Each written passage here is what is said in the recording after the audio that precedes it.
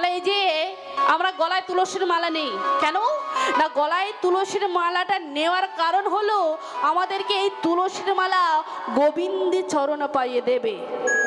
আর যখন আপনি অসৎ কাজ করতে যাবেন দেখবেন এই মালার গুণে আপনার কিন্তু বোধ হবে। কেন? মালার কাজটাই হলো এটাই, মালার কাজটাই এটাই। আপনি চুরি করবেন দেখবেন এই মালাটা প্রতিবাদ করে, হ্যাঁ রে তুই চুরি করছিস, এটা ভালো করছিস তো না খারাপ করছিস, নিজের বিবেক জাগ্রত হয়ে আপনাকে বলবে। শুধু তাই নয়, এই গলায় তুলসীর মালা নিয়ে একাদশী করতে হয়। তো একাদশী সবাই করেন তো? হ্যাঁ করেন না? এ মা সর্বনাশ, একাদশী করেন না আপনারা? তবে একটা কথা বলি, এই যে চৈত্র মাসের একাদশী আছে এটা কিন্তু বড় একাদশী, খুব ভালো। এই একাদশী যদি করতে পারেন আপনাদের কত পাপ থেকে উদ্ধার হয়ে যাবেন জানেন? কত পাপ থেকে আপনারা উদ্ধার হয়ে যাবেন। তাই এই একাদশী মানে এই চৈত্র মাসের কৃষ্ণপক্ষের একাদশীটাকে বলা হয়েছে পাপ মোচনীয় একাদশী। কি বললাম? পাপ মোচনীয় একাদশী। তাহলে মায়েরা এই একাদশী থেকে যদি কেউ একাদশী একনিষ্ঠে মানে নিষ্ঠাচারে যদি কেউ পরিচালনা করেন মানে ব্রতটা যদি কেউ রাখেন তাহলে আপনার পাপ কোন কোন পাপ থেকে উদ্ধার? ভ্রূণ হত্যা, মাতৃ হত্যা, গুরু পাপ, পিতৃ পাপ, অনেক ধরনের তো আমাদের পাপ করি নাকি? আমরা সবাই সৎ মানুষ, সবাই সৎ নয়। পাপ তো যে কারণে করছি নাকি, এই যে পাপ, এই পাপ থেকে কিন্তু আমরা সবাই উদ্ধার হয়ে যাব যদি এই পাপ মোচনী একাদশী করেন। আস্তে কথা নয় মায়েরা, একটু এই জায়গাটা শুনে নিন, তারপর আমি লীলায় চলে যাব। এই জায়গাটা শুনে নিন। এই যে পাপ মোচনী একাদশী, পাপ মোচনী একাদশী সম্বন্ধে অর্জুন কৃষ্ণচন্দ্রকে জিজ্ঞাসা করছে, সখা এই যে পাপ মোচনী একাদশী, এই একাদশীর মাহাত্ম্যটা কি? এই একাদশী করলে কি হয় আপনি যদি আমাকে একটু বলেন। তাই সঙ্গে সঙ্গে কৃষ্ণচন্দ্র বললেন, অর্জুন তুমি জানতে চাও এই একাদশী করলে, এই পাপ মোচনী একাদশী করলে কি হয়, কি ফল পাওয়া যায়? তাই মায়েরা আজ শ্রীকৃষ্ণচন্দ্র বলছেন, অর্জুন এই পাপ মোচনী একাদশী একদিন করেছিল, তারা কি পাপ থেকে উদ্ধার হয়েছিল তুমি যদি আমার কাছে ভালো করে শোনো তবে তুমি উদ্ধার পাবে, তুমি জানতে পারবে। তাই কি না, একদিন মেধাবী ঋষি, কি কি ঋষি বললাম? মেধাবী ঋষি তপস্যা করছে কোথায়? কুবেরের অরণ্যে। তাই মেধাবী ঋষি তপস্যা করছে, আর স্বর্গলোকের অপ্সরারা, স্বর্গলোক থেকে অপ্সরারা ওই সরোবরে এসেছে, ওই অরণ্যে ঘুরতে এসেছে। আর ওই মেধাবী ঋষি তো এত সুন্দর দেখতে, তাই সকল দেবীর মধ্যে এক দেবী মানে অপ্সরা, অপ্সরাটা তো খুব সুন্দর দেখতে হয় নাকি? এই অপ্সরাদের মধ্যে এক অপ্সরা, তার নাম হলো মঞ্জু ঘোষা। কি বললাম? মঞ্জু ঘোষা। তাই ওই মঞ্জু ঘোষা কি করেছে, ওই মেধাবীর রূপ যৌবনে দেখে ওই মঞ্জু ঘোষা পাওয়ার বাসনা হয়,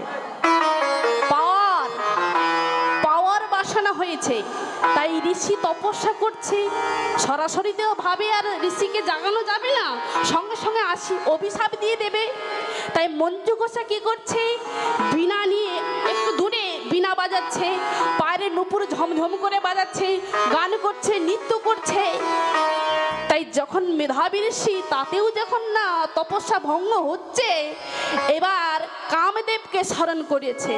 আর কামদেবকে যেই না স্মরণ করেছে, যেই না কামদেব বাণী নিক্ষেপ করেছে, অমনি মেধাবী ঋষির তপস্যাটা ভঙ্গ হয়ে গেল। আরে যেই না তপস্যাটা ভঙ্গ হয়েছে, ওই যে মঞ্জু ঘোষার সম্মুখে দাঁড়িয়ে আছে, অমনি ঋষির যেই না ধ্যান ভঙ্গ হয়েছে, হাঁ গোসার এদিকে এক নয়নে তাকিয়েছে। কামে তো জর্জরিত হয়ে গেছে, তাই আর অভিশাপও দিতে পারছে না। তাই মঞ্জু ঘোষা কি করেছে, আমরা নারী, আমরা তো বুঝতে পারি না কি যে আমার দিকে চাওয়া পাওয়ার বাসনা দেখছে না অভিশাপ দেবে বলে দেখছে। তাই মঞ্জু ঘোষা যেই না বুঝতে পেরেছে, অমনি মেধাবী ঋষিকে আলিঙ্গন করলেন। তাই কি করলেন, এইভাবে ক্রিয়া করতে শুরু করলেন। এইভাবে অনেক দিন কেটে গেছে। আস্তে বাবু, অনেক দিন কেটে গেল। কতদিন? 56 বছর। 56 বছর কেটে গেল। এবার মঞ্জু ঘোষা ভাবলো, অনেক দিন তো হয়ে গেল, আর ভালো লাগছে না, আমি এবার স্বর্গে ফিরে যেতে চাই। তাই কি করলো, মেধাবী ঋষিকে কি করলো, মঞ্জু ঘোষা বলল, আমি আমার স্বর্গ রাজ্যে ফিরে যেতে চাই, আপনি আমাকে মুক্তি দেন। মেধাবী ঋষি বললেন, শোনো, এই তো এসেছে আমার কাছে সন্ধ্যা হলো, এই তো এসেছে আমার কাছে সকাল, এখনো সন্ধ্যা হোক তারপর তুমি ফিরে যাবে। মঞ্জু ঘোষা বেশি কিছু জোর করতে পারছে না। কেন না, ঋষি যদি বাই চান্স আমাকে অভিশাপ দিয়ে দেয়, তাহলে আমি ভস্য হয়ে যাব। আমাকে কি না কি অভিশাপ দিয়ে দিবে, তবে আমার কি হবে। তাই মঞ্জু ঘোষা কি করলো, মা বেশি কিছু বলতে পারলো না। আবার কয়েকটা দিন চলে গেল। আবার বললেন যে ঋষি, তুমি আমায় মুক্তি দাও, আমি আমার গন্তব্যস্থানে যেতে চাই, আমি আমার স্বর্গরাজ্যে ফিরে যেতে চাই, আমাকে মুক্তি দিন। বলে, শোনো, আমার এখনো সময় হয়নি, আমার সময় হোক তোমাকে মুক্তি দিয়ে দেব। মঞ্জু ঘোষা ভাবলে এভাবে হবে না, তাহলে প্রকৃত সত্যটা আমাকে বলতে হবে। সঙ্গে সঙ্গে বললেন যে ঋষি, তুমি আমার সঙ্গে এই জীবনটা 56 বছর 9 মাস 3 দিন অতিক্রম করে দিয়েছো। কি বলে, কি বলে, ওরা পাপিনী, দুরাচারী, কুলাঙ্গার, আমার সাধনার জীবনটাকে তুমি নষ্ট করে দিয়েছো। আমার 56টা বছর তুমি আমার শ্রীহরি থেকে বঞ্চিত করে দিয়েছো। তোমার এত বড় স্পর্ধা, যাও, আমি তোমায় অভিশাপ দিলাম, তুমি পিশাচিনী হয়ে যাও। কি অভিশাপ দিল, তুমি পিশাচিনী হয়ে যাবে। পিশাচিনী মানে কি, ভূত। যেই না বলেছে অমনি পিশাচিনী হয়ে গেল। এইবার কাঁদছে মঞ্জু ঘোষা, কি হবে, আমি পিশাচিনী থেকে কি করে উদ্ধার হব। মেধাবী ঋষি ভাবলো, আমিও তো পাপ করেছি, আমিও তো পাপ করেছি। কেন 56 বছরটা আমি এইভাবে নষ্ট করে দিয়েছি আমার সাধনার জীবনটাকে, কি করব। এই মেধাবী ঋষির গুরুদেব ছিল লভস, চবন, নিতাই গৌর হরি বল, চবন ঋষি। তাই চবন ঋষি কি করেছে, বলেন, বেশ, তুমিও পাপ করেছো আর মঞ্জু ঘোষাও পাপ করেছে, তবে তোমাদের এই পাপ থেকে উদ্ধার হতে পারবে একটাই দিনে, সেটা হলো পাপমোচনী। যদি একাদশী তোমরা করো, তাহলে তোমাদের সমস্ত পাপ হতে তোমরা উদ্ধার হয়ে যাবে। কি বললেন, এই পাপমোচনী যদি একাদশী করো, তোমাদের সকল পাপ হতে উদ্ধার হয়ে যাবে। তাই দেখুন, তারা পাপ থেকে, তারা অত বড় পাপ করেছে, তারা সেই পাপ থেকে উদ্ধার হয়ে গেল। তাহলে মায়েরা, তাহলে আমরাও যদি ওই পাপমোচনী একাদশী করি, তাহলে আমরাও অনেক পাপ থেকে উদ্ধার হয়ে যাব। হরি হরি বল, হরি। তা মায়েরা, ওই পাপমোচনী একাদশী সবাই মিলে পালন করবেন। তবে মায়েরা, আপনারা সবাই গুরু নাম জপ করেন তো, দীক্ষা টিক্ষা নিয়েছেন তো? কারা কারা নিয়েছেন একটু বাহু তুলুন তো। দীক্ষা কারা কারা নিয়েছেন? বাহ, দীক্ষা তো নিয়েছেন, কিন্তু দীক্ষা দেওয়ার সময় গুরুদেব ওই গলাতে কি একটা পরিয়ে দিয়েছিল না? কি মালা? রজনীগন্ধার মালা? কি মালা তো আছে তো?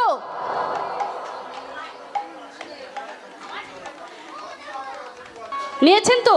আছে তো না খুলে দিয়েছেন? ওটা আলমারিতে গোছানো গেছে, গলার ভিতরে আছে তো?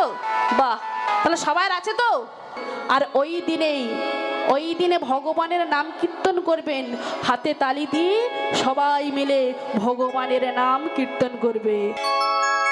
তাই মায়েরা, তাই মুচুকুন্দকে ভগবান আশীর্বাদ করলেন। মুচুকুন্দ ঘুমোতে চলে যাবে, এমন সময় পেছন করে তাকিয়ে বলছে, প্রভু গো, আমি তো ঘুমোতে যাচ্ছি।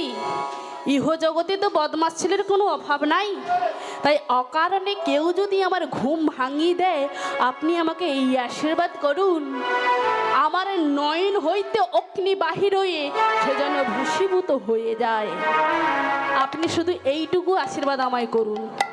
বলে বেশ, আমি তোমায় এই আশীর্বাদ দিলাম, অকারণে কেউ যদি তোমার ঘুমটা ভাঙিয়ে দেয়, তোমার নয়ন হইতে অগ্নি বাহির হয়ে ভূষীভূত হয়ে ছাই হয়ে যাবে। যাও মুচুকুন্দ, তুমি ঘুমোবে, যাও। তাই মুচুকুন্দ কি করলো, ওই গন্ধমাদব পর্বতে ঘুমিয়ে পড়লেন।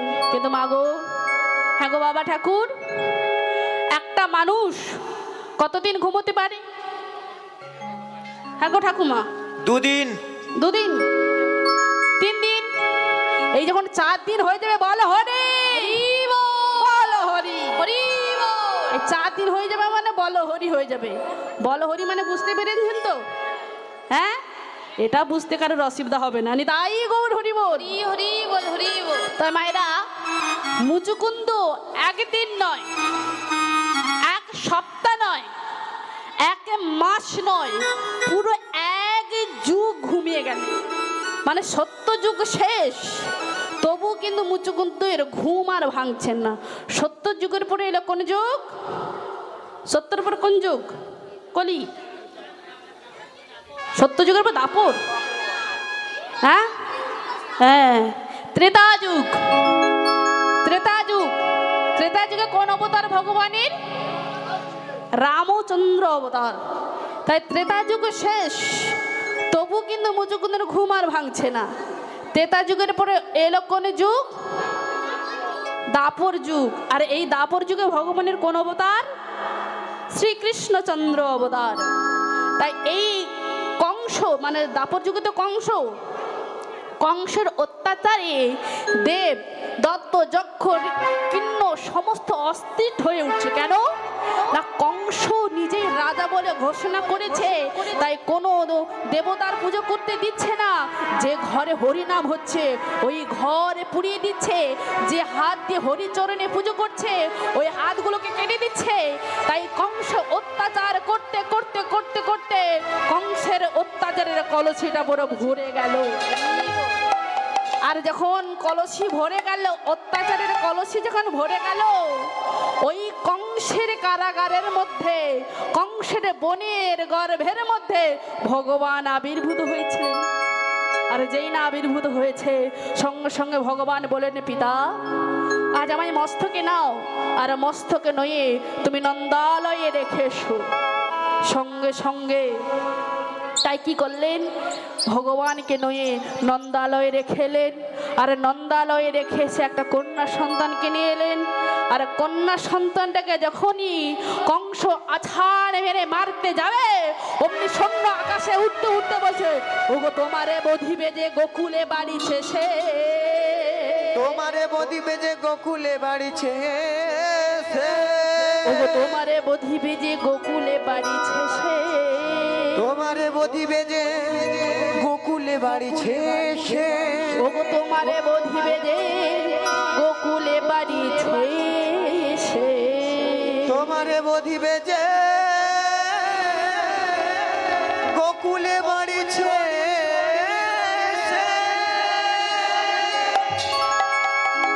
তাই কংস চিৎকার করে বললেন, কে নিয়ে গেল? কার এত বড় সাহস যে আমার শত্রুকে আমার হাতের মুঠো থেকে নিয়ে চলে গেল? তাই ভাবতে ভাবতে হয়ে গেল 6 দিন।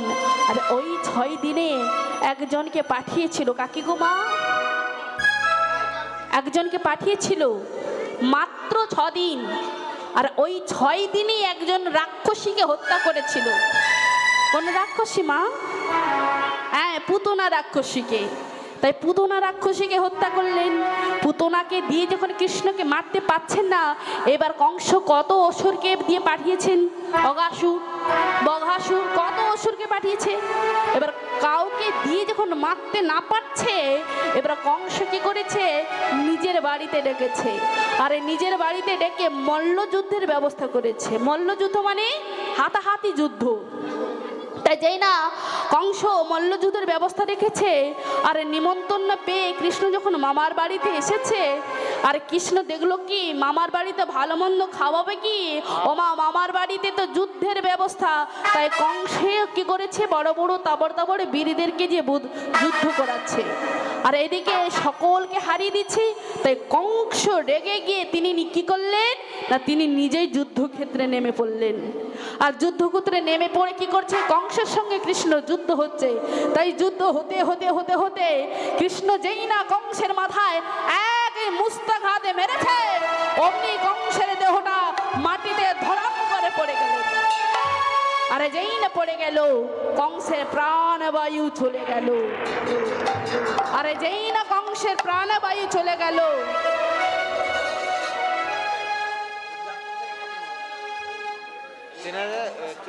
জনিদাই হরে কৃষ্ণ, যে যে দণ্ডি কাটবেন পুরোহিত মশাই ডাকছেন, আপনারা এক এক করে দণ্ডি কাটবেন, চলে যান। এখানে কেউ আছেন দণ্ডি কাটার? আছেন? নিতাই গৌর হরি বল, হরি হরি বল, হরি বল। তাই দেখুন, কংস যখনই মারা গেল, কংসের দুইজন পত্নী ছিলেন, তারা অস্তি আর প্রাপ্তি, তারা কি করলো না, তারা কাঁদতে কাঁদতে বাপের বাড়িতে গিয়েছে। আর বাপের বাড়িতে গিয়ে পিতাকে ডাকলেন, পিতা ওই কৃষ্ণ তোমার জামাতাকে হত্যা করেছে পিতা, আমাদের স্বামীকে হত্যা করেছে ওই কৃষ্ণ, তুমি প্রতিশোধ নাও পিতা, তুমি প্রতিশোধ নাও। তাই জরাসন্ধ কি করলেন, রেগে গিয়ে 23 অক্ষয় সেনাকে নিয়ে গেলেন। বাবা 23 অক্ষয় সেনাকে নিয়ে গেলেন ঠিকই কথা, কিন্তু কৃষ্ণকে কেউ মারতে পারলেন না। ওই 23 অক্ষয় সেনারই প্রাণ হারিয়ে গেল। এরপরেও একবার নয়, 17 বার যুদ্ধ করতে গিয়েছে, কিন্তু 17 বারই পরাজিত হয়েছে। তাই নারদমুনি ভাবলেন, এইভাবে যদি যুদ্ধ হতে থাকে তবে হবে না, তবে এই যুদ্ধটাকে একটু বড় করে লাগাতে হবে। তাই কি করলেন, জরাসন্ধর বন্ধু হলো কালা যবন, তাই কালে যবনের কাছে আজকে নারদমুনি যাচ্ছে। এত কো বলিয়া নারদ চলিতে লাগিল, কালে যবনের কাছে আসি উপনীত হলো, ওগো উপনীত হলো, ওগো উপনীত হলো। প্রণামে জানাই কহে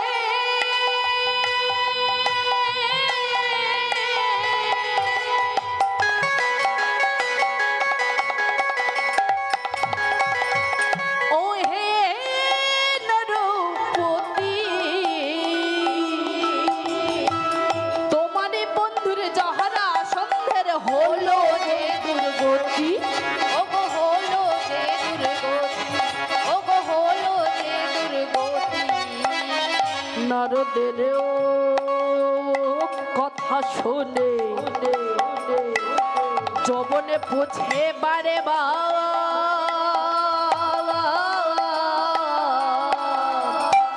জরাসন্ধের কি হইল বলো না আমার, ওগো বলো না আমার, ওগো বলো না আমার। কংসের মৃত্যুর প্রতিশোধে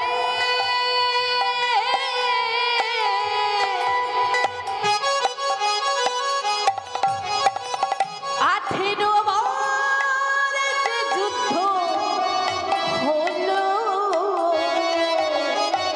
প্রতিবার কৃষ্ণের নিকটে পরাজিত হলো, ওগো পরাজিত হলো, ওগো পরাজিত হলো।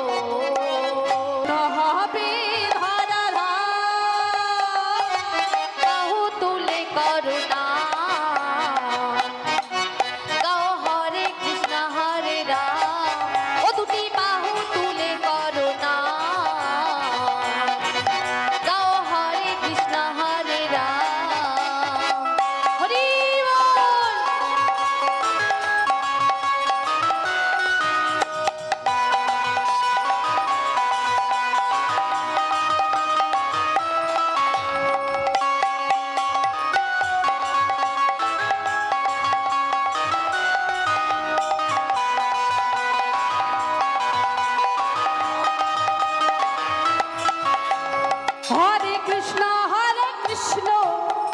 কৃষ্ণ কৃষ্ণ হরে হরে হরে রাম রাম রাম হরে হরে হরে কৃষ্ণ কৃষ্ণ কৃষ্ণ হরে হরে হরে রাম রাম রাম হরে হরে হরে কৃষ্ণ হরে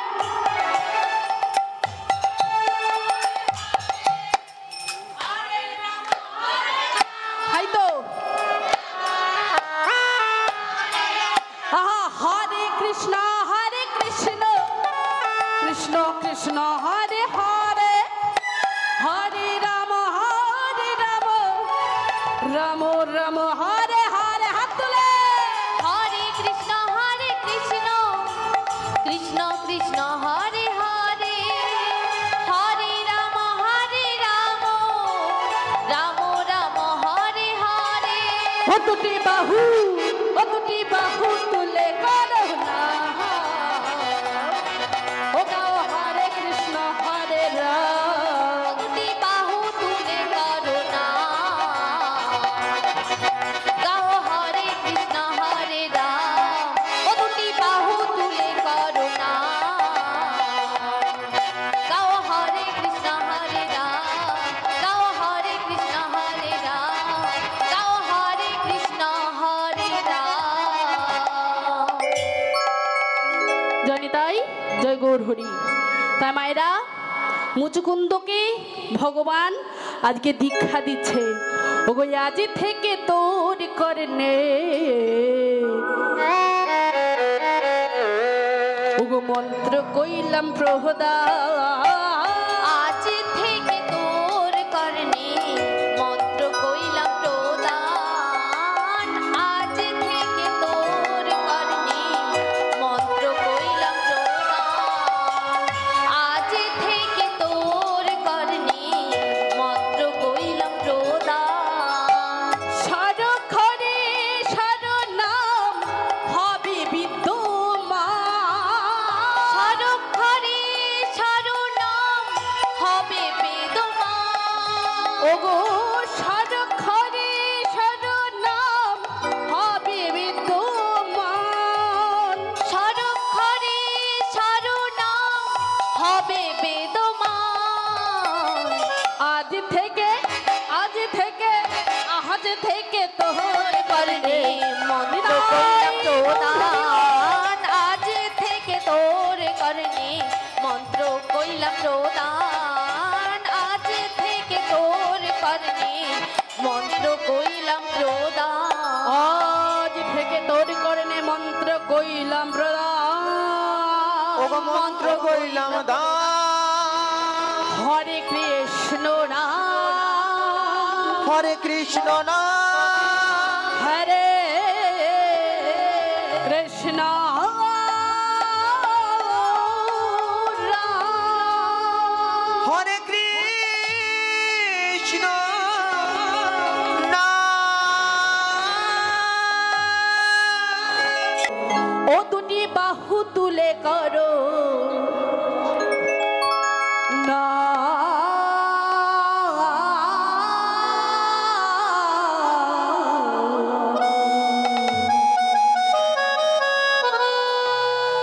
গাও উলুধ্বনি দিচ্ছে না কাঞ্চি কিছু বুঝতে পারছি না গো মা উলুধ্বনি দিচ্ছেন একটু দেওয়ার মতন দিন হ্যাঁ বেরোচ্ছে মানে শীতে তো আস্তে আস্তে আস্তে আস্তে তবে একটা কথা বলি এই যে আপনাদের এই দিকের মায়েরা এত সুন্দর উলুধ্বনি দিতে জানেন আমার কিন্তু পূর্ব মেদিনীপুরের মায়েরাকে যত বলি ওই উলুধ্বনিটা পারে না মোটেই পারে না হরিধ্বনি পারে কিন্তু উলুধ্বনি মোটেই দিতে পারে না কিন্তু আপনাদের এদিকে ঐতিহ্য আছে আপনাদের মতন মায়েরা কিন্তু খুব সুন্দর উলুধ্বনি দেয় তাই মায়েরা লক্ষ্মী মায়েরা আমার ভালো মা একটু কই উলুধ্বনি দিন তো নিতাই গৌর হরি বল ও দুটি বাহু তুলে করো না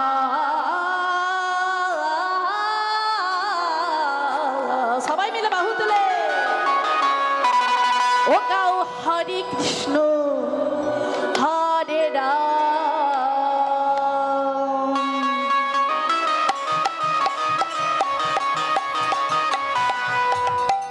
হরি হরি বল।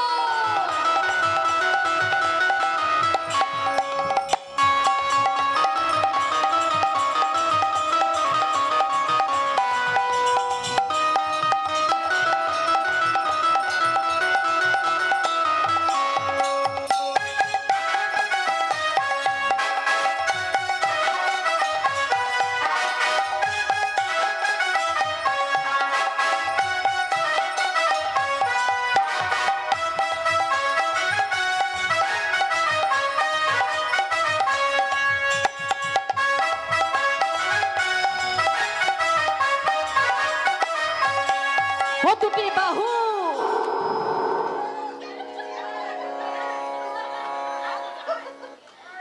আর গাইবো? হ্যাঁ না কমিটি বাবা ঠাকুর আপনাদেরকে সবাইকে বলছি রাসের দল নিয়ে আসুন, আমি নেমে পড়বো আসর দিয়ে। আর থাকবো তো 20 মিনিট, এইটু এই 20 মিনিট কি আনন্দ করে হবে না? হ্যাঁ আপনাদেরকে তো জেগে থাকতে হবে নাকি? নিতিয়ে পড়লে কি করে হবে? তাই সবাই মিলে দুটি বাহু তুলে, ও দাদু ঠান্ডা খুব, দাদু ঠান্ডা খুব লাগে না তো? আরে আপনাকে কি ঠান্ডা লাগবে? এই তো সবে 12-13, এত তাদের ঠান্ডা লাগলে হবে না। তাই চলুন দুটি বাহু তুলে, ও দুটি বাহু তুলে কারো না ও গাও হরে কৃষ্ণ হরে রাম। দুটি বাহু তুলে করো না, গাও হরে কৃষ্ণ হরে রাম। মানব জনম ধন্য হবে, মানব জনম ধন্য হবে, মানব জনম ধন্য হবে।